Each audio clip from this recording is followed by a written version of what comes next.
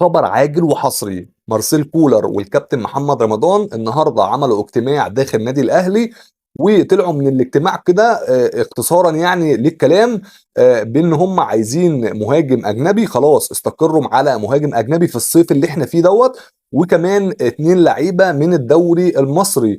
ال3 لعيبة دول طبعًا مارسيل كولر والكابتن محمد رمضان مدير الكورة استقروا عليهم خلاص، وهنقول لكم الأسامي إن شاء الله في الحلقة بتاعة النهارده، خليكم مكملين معانا الحلقة لحد الآخر عشان هتتفاجئوا بال3 أسامي اللي الكابتن مارسيل كولر والكابتن محمد رمضان استقروا عليهم في الاجتماع بتاع نادي الأهلي النهارده. السلام عليكم ورحمة الله وبركاته، معاكم موحى من تايم الأهلي.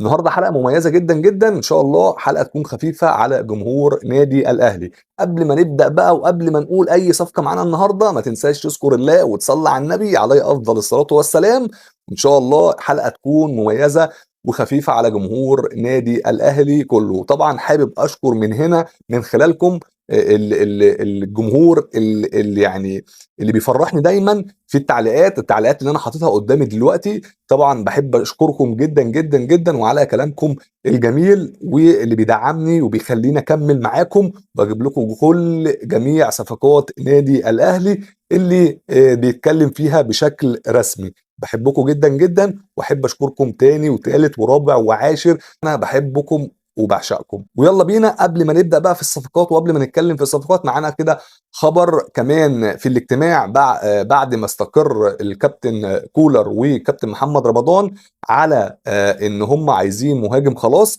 وكمان 2 من الدوري المحلي. طبعًا هنقول لكم كل الأسامي بتاعة اللعيبة ديّة. واستقرّوا كمان إن خلاص بيرسي تاو هيغادر نادي الأهلي، لو مش هيبقى في الصيف دوّة هيبقى في يناير اللي جاي علشان يدّي مساحة كولر إن هو يجيب صفقات أجانب يعني، وكمان يبقى السعر اللي هو هيبيع بيه بيرسي تاو يستفاد بيه بلعيبة تانية يقدر يشتريها من الدوري المصري. وكمان بيقولوا إن بيرسي تاو خلاص عدّى ال31 سنة، والسن برضه هيفرق مع بيرسي تاو الفترة اللي جاية، فهو عاوز يبيعه قبل ما يخسر فيه. فلو ما باعوش الصيف دوّة هيبيعه الصيف أو في يناير اللي جاي علشان خاطر يقدر يشتري لعيبة تانية وكده يعني.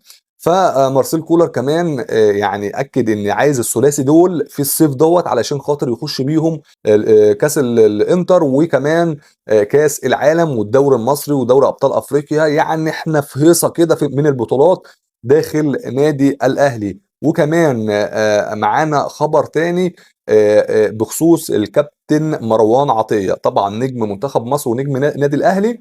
الأهلي يقرر تعديل عقد الكابتن مروان عطية طبعًا بمبلغ أعلى من العقد اللي هو كان ماضي عليه. فالأهلي على طول عدّل عقده وزوّده كمان علشان تحفيزًا كمان للبطولات اللي جاية، كاس السوبر وكاس الإنتر وكاس العالم كمان، فتحفيزًا للاعب إن هو يلعب ويأدّي أكتر من عنده يعني. معانا تاني خبر بخصوص مصطفى زيكو، ومصطفى زيكو يعني بنسبة 99% كده من ال3 صفقات اللي كولر استقر عليهم في الاجتماع هو والكابتن محمد رمضان. في قرار النهارده طلع إن مصطفى زيكو نقل أو غيّر الوكيل بتاعه لوكيل تاني. مين الوكيل التاني بقى؟ الوكيل التاني ده اسمه أحمد يحيى. أحمد يحيى ده ماسك معظم لعيبة الأهلي، وكمان ماسك تقريبًا يعني كل الصفقات اللي داخلة نادي الأهلي. فمصطفى زيكو خلاص نقل الوكيل بتاعه غيّره بالوكيل أحمد يحيى، وده مؤشر يقول لك إن مصطفى زيكو خلاص يعني في أوقات صغيرة جدًا أو ساعات قليلة جدًا هيخش نادي الأهلي، تكون أول صفقة لنادي الأهلي من الصفقات ال3 اللي استقروا عليهم نادي الأهلي. طبعًا خبر تاني لسه نازل امبارح. طبعًا الأهلي المصري طبعًا هيواجه الأهلي السعودي في السعودية تقريبًا كده علشان اعتزال الكابتن خالد مسعد. طبعًا هيبقى المباراة دي تقريبًا هتبقى في نوفمبر القادم، هتبقى الساعة 09:00 إن شاء الله بتوقيت القاهرة. خلاص المباراة اتحددت، وكمان هتتلعب في السعودية علشان خاطر الكابتن أو اعتزال الكابتن خالد مسعد.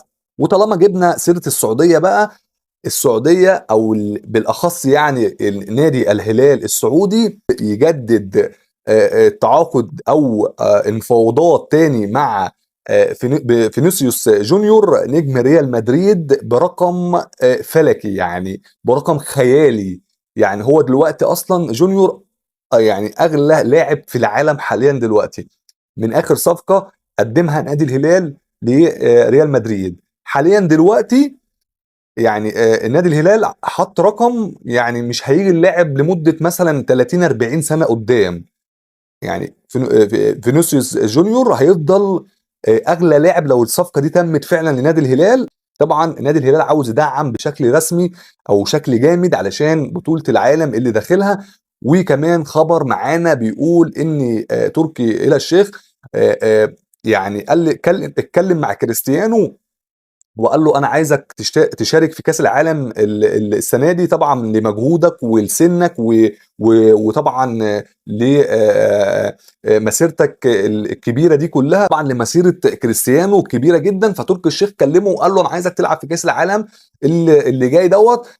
كان بقى اختار انت نادي كان الهلال السعودي او الاهلي المصري، يعني اي فرقه من دول شوف انت عايز تلعب فيها حتى لو على سبيل الاعاره لمده مثلا 6 شهور او سنه او اللي انت عايزه. يعني اهم حاجه تلعب في كاس العالم اللي هيبقى موجود اللي جاي ده ان شاء الله. فطبعا في كلام او في انباء قالت او قالت ان كريستيانو فضل النادي الاهلي يلعب معاه في كاس العالم، بس مش خبر اكيد. يعني لسه لحد دلوقتي كريستيانو على ذمه نادي النصر، بس الكلام ده كله طلع من مستشار تركي آل الشيخ ان هو عايز يلاعب كريستيانو في كاس العالم، كان بقى مع الهلال السعودي او الاهلي المصري. لسه لحد دلوقتي كريستيانو ما اختارش، لحد دلوقتي لسه ما فيش كلام داخل النادي الاهلي رسمي بسبب الحاجه دي. يعني الاهلي لسه بيفكر في كاس السوبر اللي جاي وكمان الانتر، وبعد كده بقى يفكر في الكاس العالم. كمان كاس العالم الاتحاد الدولي قال ان انت تقدر تجيب صفقات لحد قبل البطوله ما تبدا بيوم او يومين كده. فانت لسه برضو تقدر تجيب يعني مش عيب ان انت فعلا تجيب كريستيانو حتى يلعب معاك كاس العالم، بس يعني حاجه تبقى تاريخ ليك ان انت كريستيانو لبس تيشيرت نادي الاهلي ولعب بيه. لو فعلا الحوار ده صح واتعرض على النادي الاهلي، لازم الاهلي يفكر ان هو يستقر على كريستيانو ويبقى موجود في نادي الاهلي. ده برضو خبر يخص كريستيانو اللي موجود معانا النهارده. طبعا طالما لسه بنتكلم بقى على كريستيانو وعلى جونيور وعلى ريال مدريد وبرشلونه، طبعا زي ما انتم عارفين بوجبا طبعا بعد ما كان موقوف 4 سنين طبعا علشان المنشطات والكلام ده كله، فتقريبا العقوبه اتخففت لتقريبا 6 شهور او 3 شهور حاجه زي كده. يعني خلاص المفروض ان اللاعب هيبدا يلعب في اخر الشهر اللي احنا فيه دوت.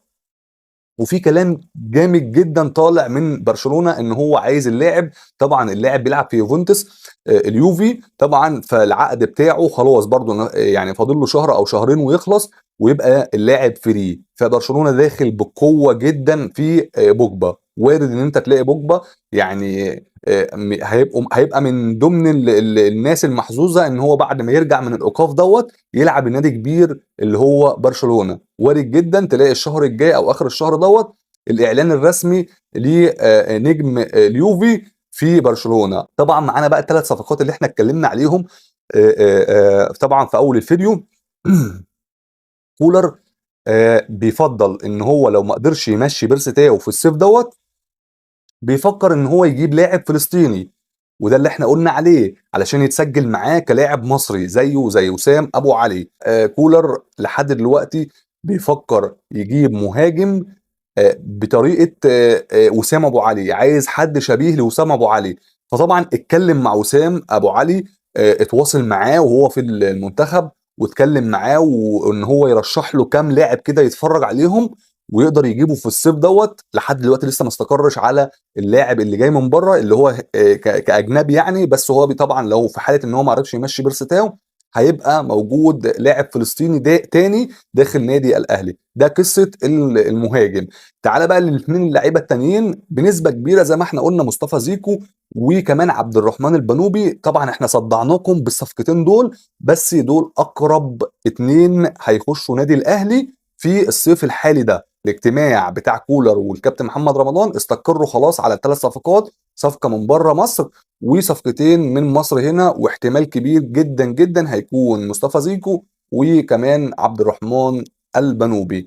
لو وصلت لحد هنا ما تنساش تدوس على الاشتراك وتعمل لايك يا صاحبي علشان يوصل لك كل جديد يخص نادي الاهلي وجميع صفقات نادي الاهلي تجي لك انت اول واحد. وكمان ما تنساش تذكر الله وتصلي على النبي عليه افضل الصلاه والسلام. انتظرونا في حلقه جامده جدا جدا بكره ان شاء الله هنعلن فيها عن صفقه مميزه جدا جدا لنادي الاهلي. انتظرونا بكره ان شاء الله في حلقه مميزه. وفي النهايه شكرا لدعمكم واشوفكم بكره ان شاء الله. السلام عليكم.